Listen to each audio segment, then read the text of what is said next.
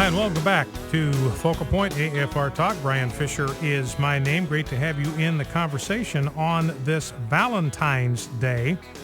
Don't know if you knew this, but there is a movement abroad in Islamic countries to ban Valentine's Day. They regard it as a tawdry Western import. Here is a story from the news. Jamaat-e-Islami rallies against Valentine's Day. This is in Peshawar. This is in Pakistan. Supporters of Pakistan's main religious party staged a noisy protest against Valentine's Day on Tuesday, denouncing it as un-Islamic and calling for a day of modesty instead. The head of a local student organization said, "We will not allow holding of any Valentine's Day function. The law enforcing agencies must prevent such gatherings. Otherwise, we will stop them in our own way." And you can understand why they would object to Valentine's Day, because Valentine's Day goes back to a Saint Valentine, who was a saint who was imprisoned, persecuted for his faith, and didn't have any sort of illicit relationship with the woman with whom he was corresponding. But he corresponded with her from prison, and he identified himself when he signed off as your dearest Valentine. And out of the kind of affection that they had for each other, Valentine's Day emerged in his honor. So it's a Christian holiday. You can understand why the Muslims would have trouble with it. Now there is some bad news on the Valentine's Day front, thanks to our friend in the White House and Obamacare. Here's a piece from the Heritage Foundation about the continued marriage tax penalties that we have in our tax code. And the point of this piece is, if there's any one thing that our tax code ought to do, if there's anything that we want to encourage, any kind of behavior that we want to encourage by our policies and by our tax structures, if there's anything that we want to favor, it would be marriage. In other words, we would want to reduce the tax burden for people who are married as an incentive to get married. We would want to be absolutely sure that we do not penalize anyone who gets married.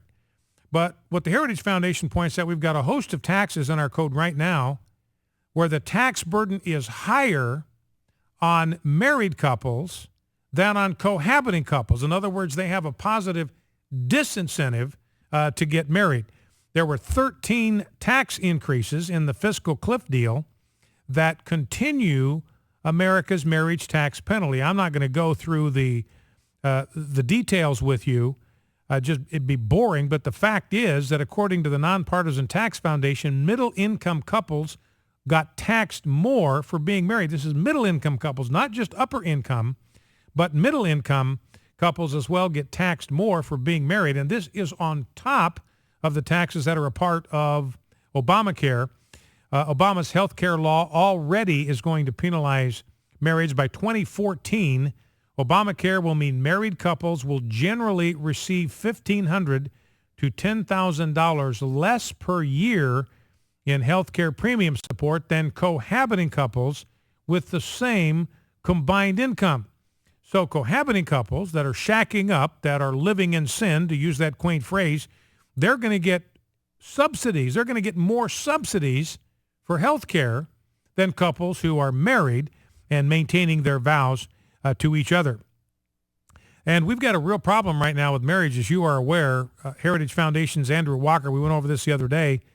In 1980, that's just 30 years ago, 80% of American adults were married. That number today is just 52%. And do not forget that a child that is raised outside of marriage is 6 times more likely to experience poverty during childhood. The single best antidote to poverty is marriage. There's no program that can duplicate marriage, can provide what it provides for children out of parents who just love each other. They do it for their kids. They provide a home and resources for their children just because they love them. There's no government involvement, no government program. Nobody has to get fleeced in order to make that happen. Nobody has to get taxed in order to make that happen. That's what parents do simply out of their love for their children. And that's what lifts children out of poverty. A man and a woman who are married to each other, who conceive children together, bring them into the world, and raise them. They feel this profound attachment to each other because of the commitments they've made to each other. And they feel this profound attachment to their children because these are the children that they have conceived together out of their love for each other. These children represent the fruit of their love and their commitment to one another. And therefore, they have this profound, indescribable attachment to their children and commitment to them to provide what is best for them. That is not, ladies and gentlemen, something that we want to penalize. We want instead to provide incentives in our tax code for people to get married and to stay married. Now, I came across this story today from a project that is sponsored by the Worldwide Marriage Encounter, and they identified the longest married couple for 2013. In other words, they scoured the country to find the couple who in the year 2013 had been married for the longest time, and they found a couple, John and Ann Batar, have been married for over 80 years. They got married on November 25th, 1932, and the husband, John, said, "Some people said it would never last. We showed them." National winners have 5 children, 14 grandchildren, and 16 great grandchildren. So good for them. You know, and one of the things this indicates is that the key, if there is one word that explains a successful and lasting marriage, it is commitment. It's not love. It's not, well, I mean, love, commitment is an expression of love, but I don't mean romantic love, the kind of infatuation or magnetism that brings you together, that brings you to the place of engagement, that brings you to the altar on your wedding day, because that intensity doesn't last, for one thing. We couldn't handle it if it did. We'd incinerate. So that level of intensity is designed by God to draw us together and to bring us to the point of commitment, but that's not the fuel on which God intends the engine of marriage to run. That's like the spark that turns the engine over, but any engine, if it's going to hum and purr over the miles and over the years, that engine requires fuel to run. And that fuel is the commitment of a man to his wife and a wife to her husband. It's commitment, a decision of the will where I am committed to this individual for the rest of my life till death do us part. You know, and a ring is a fitting symbol. Every wedding I've ever done has had a ring exchange as a part of it. And that's a great symbol of the union in marriage because it's something that is endless unless it is broken by an outside force. And that's the key to a healthy, satisfying, lasting marriage, is a determination on our part that nothing is going to separate us short of death, nothing other than death. No, not sickness, not poverty, not misfortune. None of those things are going to be sufficient to break the bond that we have established as husband and wife. You know, one of the things I told my kids all the time growing up, you know, and the single people in my church, is the number one thing that you want to look for in a marriage partner is, does that person love God more than they love you? That's the number one thing to look for. I remember talking to my daughter one time about a guy. She didn't marry the guy, but she asked me about him, and I said, well, you know, I knew him, and they'd gone to high school together, and I said, you know, I like him. He's a sharp guy. He's obviously going somewhere with his life. He's got a great sense of humor. I like the two of you together. I said, but the one thing I do not know is whether he loves God more than he loves you. And what I tell my kids and tell my congregation, look, the reason it's important to only marry somebody that loves God more than they love you is there are going to be times in your marriage where your partner's not even going to like you, and you might not even like your partner. And every married couple I've ever been around, and I speak from personal experience, Debbie and I, there are rough patches in every single marriage. Now, what gets you through? If the thing that justifies you being together is this feeling of being in love, the buzz-on you get from being with that person, the romantic attraction and the magnetism and the intensity of those feelings, if that is your justification for keeping this thing together and that's gone, the intensity is gone for that period of time, then there's no reason to keep the marriage together. But if you love God more than you love your partner, then you know that out of reverence for the Lord, you have a responsibility to hang in there and to make this thing work.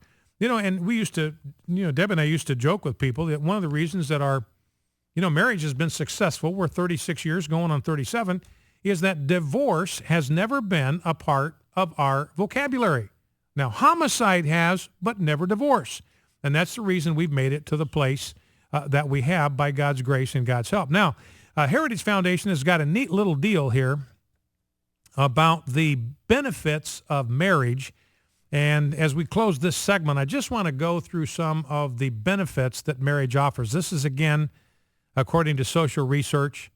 The Bible says it is not good for the man to be alone. Therefore, he made a helper who was suitable for the man, was complementary to him. They were a good match for each other because God knew what we needed. He designed us for the intimacy, the commitment, and the companionship of marriage. And here, according to social research, not just the scripture, remember, I see repeatedly, things are not true because they are in the Bible. They are in the Bible because they are true, which means we're going to find confirmation outside the scriptures that marriage is good for men and women. And here is some of the research. Married families tend to have better financial health, increased savings, greater social mobility than unmarried households. Married couples tend to have a higher average income, more assets, and a greater likelihood of owning their own homes. Now, it has a positive effect on psychological well-being, on stress levels, and even on smoking habits. Marriage is associated with lower mortality rates. Remember, I went through that stuff with you the other day about surviving a heart attack. And married people have fewer heart attacks and a better survival rate when they do have one. Children raised in families headed by a married couple have a greater chance of experiencing economic stability, high academic performance, and emotional maturity. Teens from intact married families are less likely to be sexually active and also less likely to abuse drugs and alcohol, to exhibit poor social behaviors, or to participate in violent crimes. It's also related, parental involvement, especially from dads, is also related to a decreased likelihood of teen pregnancy. So, as I said yesterday, if you're not married, get married. And if you are married, stay married. Good for you, good for your partner, good for your kids. Focal Point AFR Talk.